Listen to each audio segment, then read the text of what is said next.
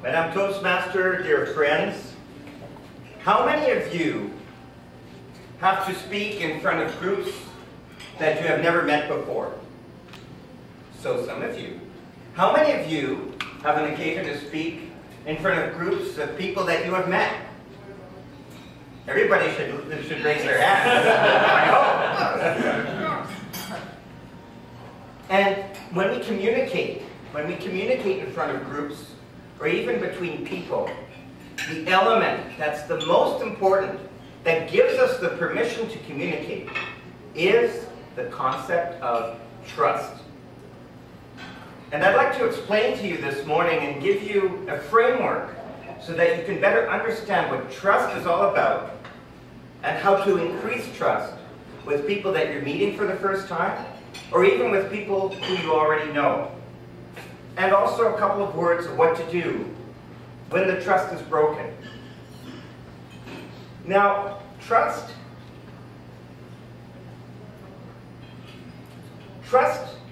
is something that most people don't quite understand. They think it's something that is amorphous. It's like a cloud, it's like a gas. But when it comes to the deep question that's very, very important, do people trust you? Then it becomes very real. And that's why I call it the physics or the anatomy of trust. Because trust is something that can be analyzed. It's something that can be measured. It's something that can be dissected. And there's been a lot of research going on in various universities. And what I'm going to share with you today is work that's been done specifically at the University of Colorado, as well as some ideas that have been brought forth by various authors. Trust is a very hot topic right now. You may have heard of Stephen Covey Jr.'s book, The Speed of Trust. Another book on trust that's very popular is The Likability Factor by Tim Sanders. And as well, Permission Marketing by Seth Godin. And if you'd like some of these titles, this presentation will be on my website afterwards, and I can share with you the address of my website. So let's get right into it. What is trust? What is trust? We have to make sure we're all talking about the same thing here in terms of definition. Trust, this is a definition that I really like. Trust is how my values are either supported or threatened by you. Deep down, we all want to feel supported, right? And when I'm speaking in front of a group, I want to feel supported by the group. And if I'm listening to a speaker, I'll feel more open to listening to a speaker if the speaker is supporting my values, is supporting a way that I already feel and I already think. But now, what's the core question here is, what does the word value mean? Because value can mean something different for different people.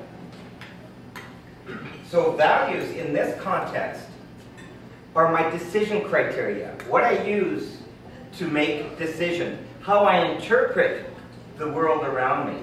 And we all have individual values that are important to us.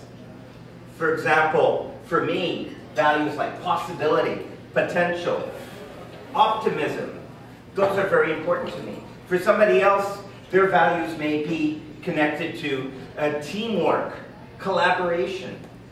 For other people, it may be inquiry. We all have different values, which are the starting place from which we view the world around us. Very important work was done back in the 1940s by a psychologist named Abraham Maslow. You may have heard of Maslow's pyramid of needs.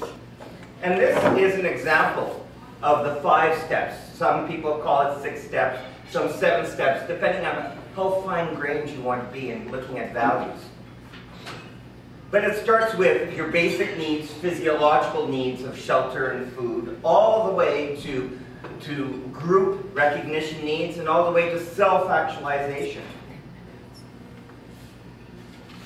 And it's in meeting those needs and fulfilling those needs that we develop 2 stages of trust. The first one is conditional trust. So when I meet somebody for the first time, For example, if this was the first time I've been in front of a group, you're going to take a look at me and you're going to judge me, right? And so that's what conditional trust is. It's how we judge somebody, that first impression. And the second level of trust is unconditional trust. Now that I get to know you, I start to build a relationship with you. Conditional trust is transactional. So if we have a business relationship, for example, okay, I'm going to support you and you support me. And so it very much is based on elements such as competence. We judge competence. We judge the integrity of the person. We judge the person, the way they look and the way they speak. So that's why it's so important to walk your talk in order to build trust. And as we get to know each other more, then we develop a level of unconditional trust, which is relational, emotional. And this is where Tim Sanders' book becomes really, really interesting. The likability factor, because he defines 4 elements to this emotional trust. Friendliness, so openness. So I'm friendly with you and you're friendly with me. Relevance, so we have something in common. Empathy, I can be in your shoes and you can be in my shoes. And finally, the realness, so that what you see is the real package. So when you first meet somebody, the way to establish trust is to support the other person. The more I support you, so I'm here to help you. So whether it's in a networking event or when you're speaking, make sure that the message that you're communicating is to help the other person. Don't just do it to just help yourself. Do it to help the other person. And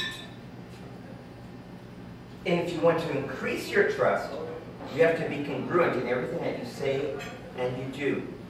People are watching you at every step of the way. And then finally, if for some reason the trust is broken, you have to communicate. That's what a lot of the research is saying, and the focus of leadership is on communication skills, and that's why we're here.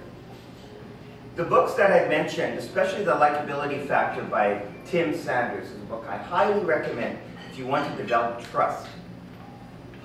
And finally, a thought by Lao Tzu, the Chinese philosopher, he who does not trust enough will not be trusted.